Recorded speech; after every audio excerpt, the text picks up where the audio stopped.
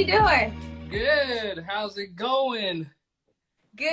Not complaining. No complaints over here. All right. Okay. Well, let me just start by saying, my name is VJ with Black Solutions, and this is our Black Inspirational Spotlight featuring you, of course, the most talented singer, actress, model, writer. I mean, the list goes on. Miss V. Bozeman. That's what's up. Thank you for having me. Of course, it's a pleasure. Now, I know we're all stuck in the house, doing this stay-at-home order, and so I gotta ask you, what are you doing while you're at home? Are you binging some Netflix or Hulu? Really, I'm just planning my next move. I'm just taking advantage of this time. I'm recentering, just making sure I'm planning out my short-term, long-term goals, doing a lot of reading, just really engaging with my supporters also, during this time too, and just making sure all my I's are dotted and T's are crossed. Right. So, Nice. Nice. So you've been able to just take advantage of that downtime to maybe do some things that you haven't maybe had the chance to do? Absolutely. I think that's the upside of this whole thing, being in quarantine. Like, if we haven't evolved in some type of way, when we get out of here, it's like, what have you been doing all this time? Like, you have the time now. So definitely got to take advantage. Now, do you have a favorite quarantine snack while you're in the house? Man, that's a great question, because everybody that knows me knows that I'm like the ultimate snacker. I'm eating something like all throughout the day because I'm vegan. So I'm just always hungry. So if I could be eating some like chickpea snacks, or some fruit snacks, some tortilla chips, fruit, popcorn. I'm eating something, but it's whatever it is healthy. Yeah, there you go. My go-to is kettle corn, so that's mine.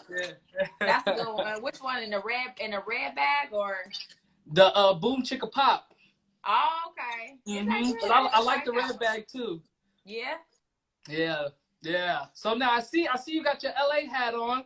Tell me a little about that. You grew up, born and raised in South LA?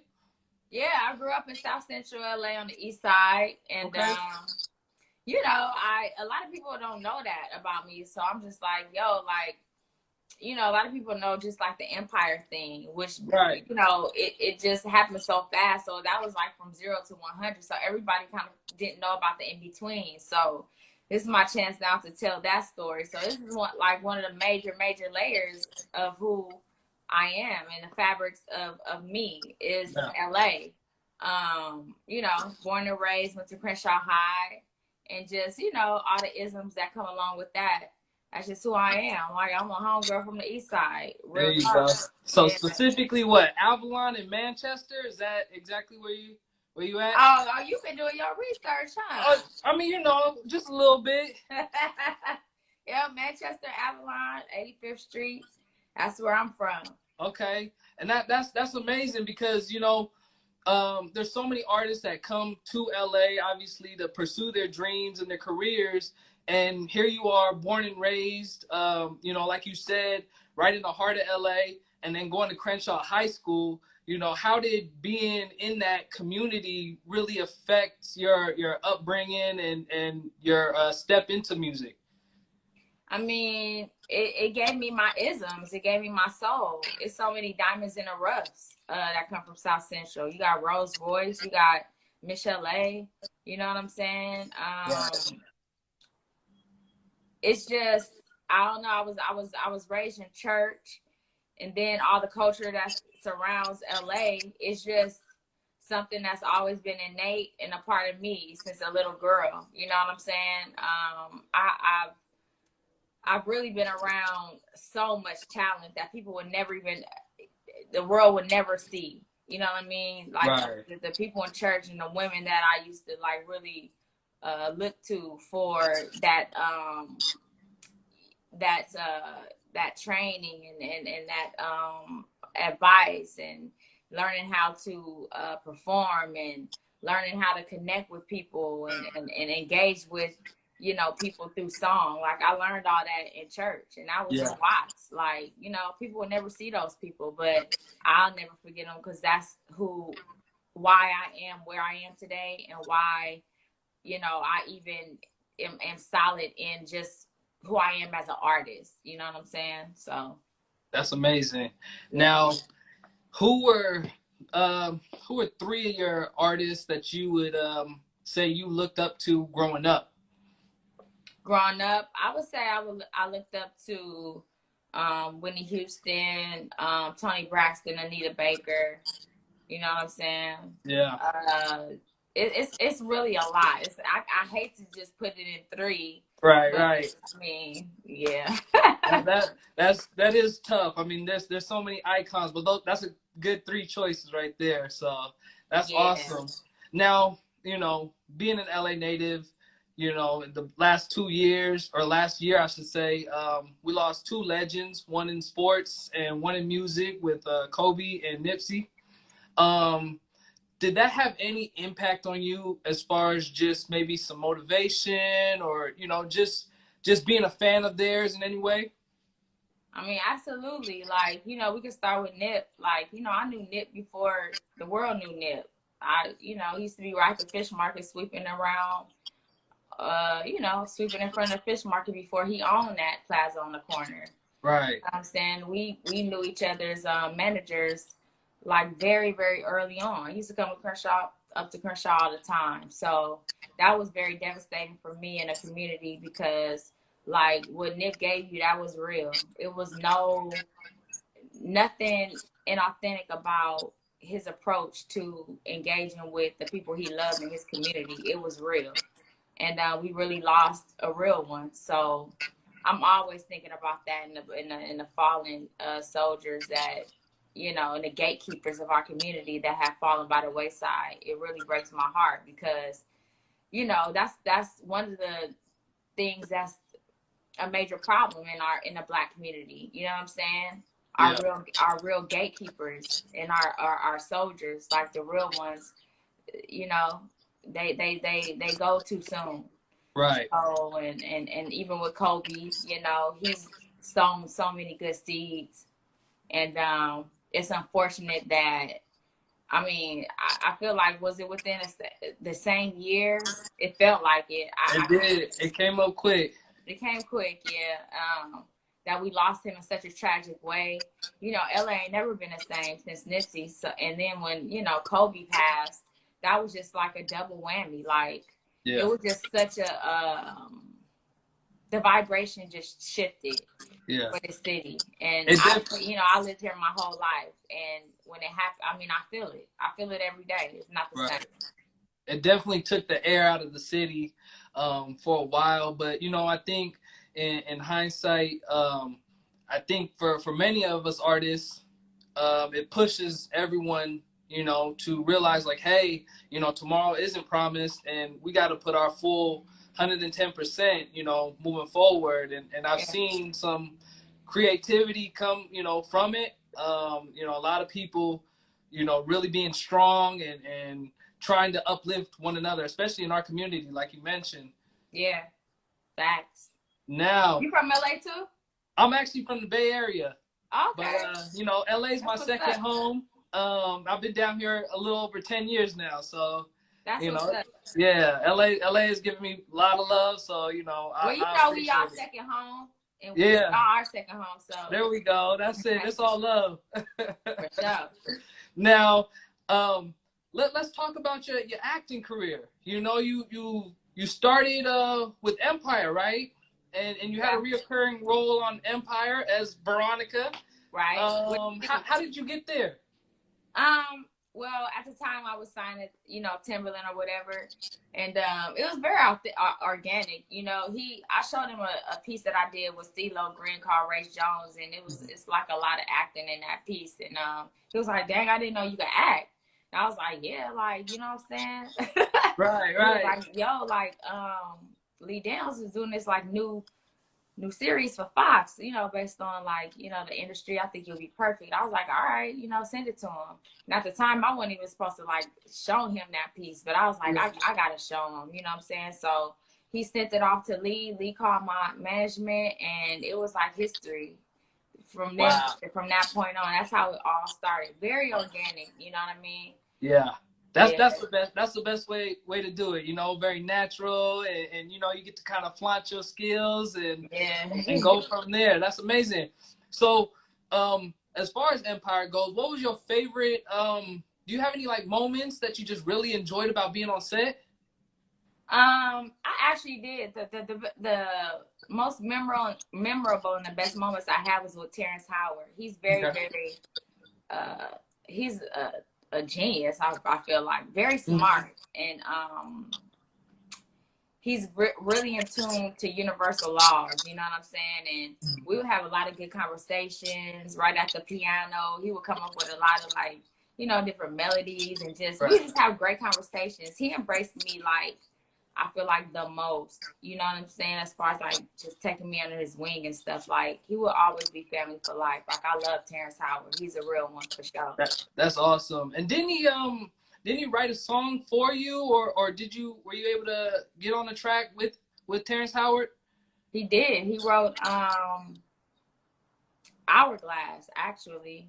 And he was just like, yo, I've been having this song for years. And I didn't know who I wanted to sing, but you came along. I think it would be perfect. And that was that. Like, but that's how often we talked. He would just call me on the phone like, yo, what you think about this? Or, you know what I'm saying? He was really engaging. Right. And I appreciated that. Yeah. Hourglass is a beautiful song, you know? That is right. amazing. He's a musician. Yeah. He's an all around, like, real talented person. Right. Yeah, no, he that guy is extremely talented. He is an amazing actor, and you know, learning some new things, that he's a writer, and you know, like you said, a musician as well. That's awesome. Yeah. Now I know you mentioned the song that basically got you into Empire, Race Jones, and I noticed that you aren't afraid to, you know, I guess push the envelope when it comes to your message. You know, a couple songs you've performed as far as Race Jones and Dear Officer touch on some very strong topics in the Black community. And although, you know, those came out a few years ago, it's still very relevant to, you know, our community now. Is that something that you feel is like part of your mission to, you know, push those messages? I mean, absolutely. Like I always say, you know, Nina Simone said, like, you know, how, I mean, what artists can call themselves an artist if they can't reflect the times, you know what I mean? And especially I'm very passionate about the state of my people and where we are as a people. And as long as I have a platform and this mouth on my body and a voice to sing or to speak, I will be talking about all of those things. Yeah. Because it's we living in a real world. Like entertainment is cool, that's cute, you know what I'm saying? But at the end of the day, this is reality. We're in reality right now. We're in quarantining on this on the smartphones, you know, trying to survive this thing. But you know what I'm saying? You have to be able to have some kind of substance or something that you believe in to stand on. Like I'm not one of them. Like, I'm not about to be out here just in vain looking cute. Like, that ain't what I'm about. I love that. Hey, you know what? That's real. You know, you haven't left the city, and you haven't forgot about the city either, which is huge. You know, people look up to that. The young artists that are following you, they see that, and that message is received. So, yeah. Speaking of you know, your other roles, are you doing anything? I know you got a Howard High. Yeah, Howard High is out right now on Urban Flix TV, and it's basically, you know, a coming of age show. If you think about fame and think about what was the show with Lauryn Hill, Sister Act or something like that? Mm-hmm. Put those two together, you come up with Higher High. You know, it's Yeah. about a school going through, you know, its changes in the inner city and, you know, showing up in the world through their creative gifts. And I'm so happy to be a part of it. You know, Chris Stokes was wrote and directed it. Marcus Houston produced it along with Chris Stokes. It's a lot of major talent on this show, and I was very, very honored to be a part of it. So I really, really think that people should check that out during this quarantine because you'll be entertained. It's Yeah. There we go. And we can find that on Urban Flix app, right? Yep, Everflix TV. All right, you heard that. Number Urban one Flix TV. It's actually the number one streaming show right now. So there we go. Nice. Congratulations on that. Thank you. Now, do you have any advice for any up and coming artists that's tapping into the industry? I mean, yeah, you know, just work hard at your craft, stay focused, and keep people that really celebrate you and have good intentions around you. And, you know, stand in your truth. Know who you are. That's very, very important in this industry because you're going to have a lot of people, you know, pulling at you in every single direction. So you have to really be steadfast and really understand like who you are as a person and what your beliefs are and have a strong belief system. So I really encourage that message for sure. Yeah. There we go. That's awesome. And you think like, as far as, I mean, for you being so multi-talented, is that a benefit as far as being in the industry? I mean, being able to sing, act, dance, model? Absolutely. You know, you can't put, you know, all your apples in one barrel nowadays. You have to be multifaceted. Like, you know what I'm saying? Whatever you are good at doing, I suggest you showcase it. You know what I'm saying? And you find ways to, you know, make your living. Artists now have so many like different responsibilities other than just getting on stage. You know, you have to engage with your fans on a different level. You have to learn, you know, these systems of being computer literate and all types of things, writing, singing, vocal producing like music, like all types of things. If you can learn an instrument, you should. Like when I was little, I regret not listening to my aunt telling me to sit at that piano and learn that piano. I was like, I just want to sing. I just want to sing. You know what I'm saying? Like, try to learn as much as you can. You know, I still plan on learning the piano because it's just as talented and as much of skills that you can learn, do it so you can showcase it. And you know. Right. I believe that adding more skills, you know, the skill set to your resume just makes you so much better, right? And learning the business, like for real. Learning the business and how to really be successful in that department because that's very important. Yeah, I think that's an extreme challenge, right? When you don't know the business and you're brand new to it, it's easy for, you know, for you to be taken advantage of. And, you know, also miss out possibly on certain opportunities. Yeah, absolutely. Artists want to be artists. We want to sing, we want to entertain, but it's you know, you can't be an artist if you don't know the business. Like, who you gonna, you know what I'm saying? You gotta make sure you balance that out because one is not more important than the other. Like, honestly, it's really not. Right. Okay. Now, we all, you know, we're all going through these like trying times right now. And what gets you through your obstacles? Is it prayer? Are you doing daily affirmations or, you know, meditating? It's a combination of all those things. You know, I think the energy that's in my house, I try to keep it very serene, calm, and just is a reflection of me. So I meditate, I pray, I listen to, you know, a lot of young Black leaders, and I read a lot. You know, I'm reading Asada over again. It's like my second time reading it, but I love Asada, her story. Right. It keeps me grounded. You know what I'm saying? My Blackness keeps me grounded in this world because I know how grand I am. You know what I'm saying? How grand we are. So that's what really helps me during my most trying times, because I know we are special people and can't nothing stop us. That's right. There we go. Yeah, keep reminding ourselves that we're kings and queens. That's it. Yeah. So now I got a I got a little bit of a game for you if you're down. It's just some rapid fire questions, nothing too crazy. All right. But we're gonna try to move quick through it and let's just see what you got. Okay, all right. Let's do it.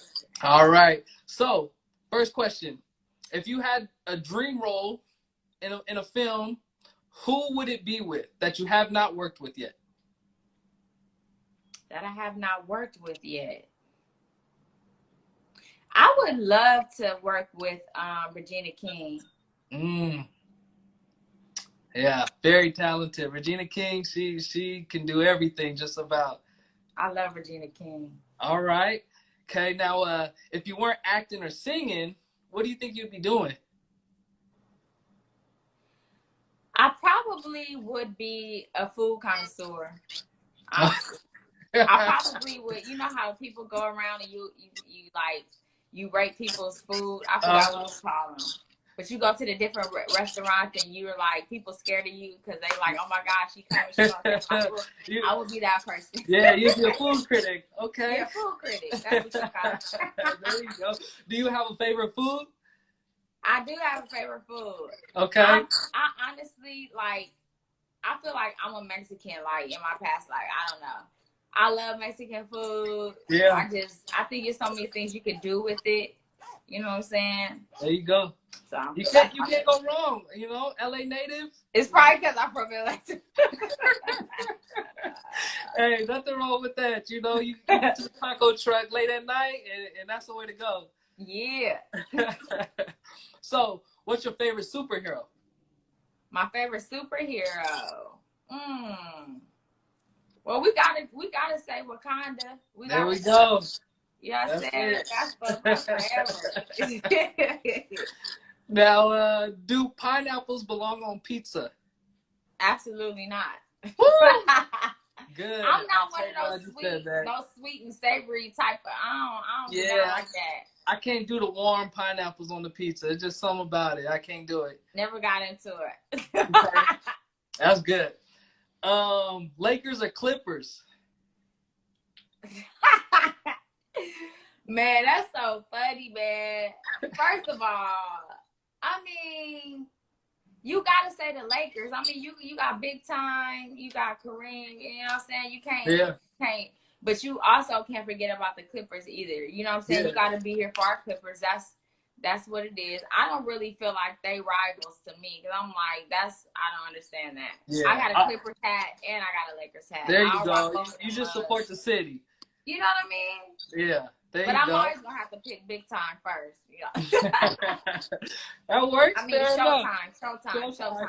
Yep, the Showtime Lakers. Okay. Yeah.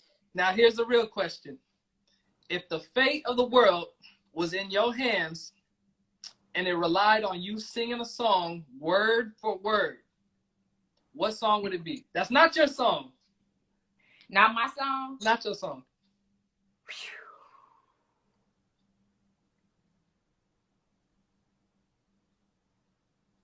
What song would that be, huh?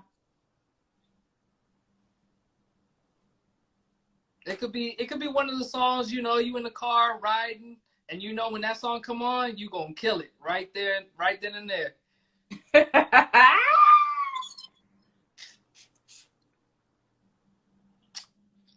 Maybe a little Whitney. I know you mentioned Tony. It'll probably be a Whitney song. Probably Shoot. Okay. There we go. I love that song. Yeah, that's a classic. Nice. Now, are you working on anything specific right now? I know you just dropped a single with Juicy, right? Yeah, I just dropped Juicy. That's on all platforms available. I am working on my album. I'm I would say about 75% done. Okay. So you'll be getting it before the summer is over for sure. So a couple months. But it's gonna be a lot of amazing music on that album. It's really my first like real solo project. After all this time being released, so it's very special. Yeah. So yeah, I'm working on that, and I've been working on that for quite a while. But I just, it just got to be right on all facets. And excuse me, I'm excited to finally release this project. Yeah. Now, do you feel like that's just like a piece of you that you've been kind of holding on to since you've been working on it for so long? It almost feels like it's like your baby or something, Yeah, I do. It really, really is my baby. It's like people really gonna hear the most intimate parts of myself, of my journey. Like, it's very, very, it's just, I just didn't hold no bars. Like, it's just very real. Right. That's just who I am, I guess, not I guess, but I know that's just who I am. Yeah. And I can't approach my music any other kind of way. So this album is going to be very special. It's going to talk to the homegirls, There we go. Talk about that real, getting above, beneath all the layers of what we go through as women, the human condition, all types of things. But I'm definitely going to be talking to my homegirls. There we go. That's amazing. We'll be looking forward to that. Yeah. Hopefully soon. We definitely need some new music since we all here at home. We need something to vibe to.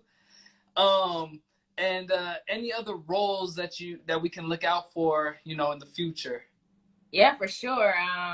You could catch me in Sacrifice on BT Plus with Paula Patton. Okay. I'll start with that. That's an amazing series. I'm in a movie called Pay Dirt that'll be out. I think before the summer is over. But yeah, I'm really, really like diving into that side of my artistry, the acting and all of that stuff. I love acting. Yeah. It's a lot of good things coming.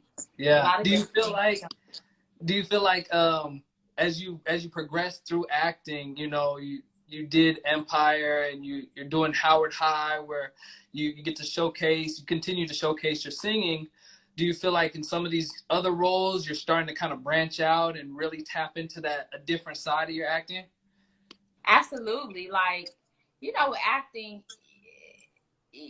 it's a real journey of evolvement. Like, and the more that you learn, just the more that you discover, about yourself in the different layers. Like, I have an amazing acting coach that pushes me to the limit when it comes to approaching certain characters. And, I've always been raw when it comes to acting, but once you put skill to that, it's like it takes you to a whole nother level. So I'm very excited about that. Like, I used to get nervous, going on set, and but not anymore, because I'm so prepared, and I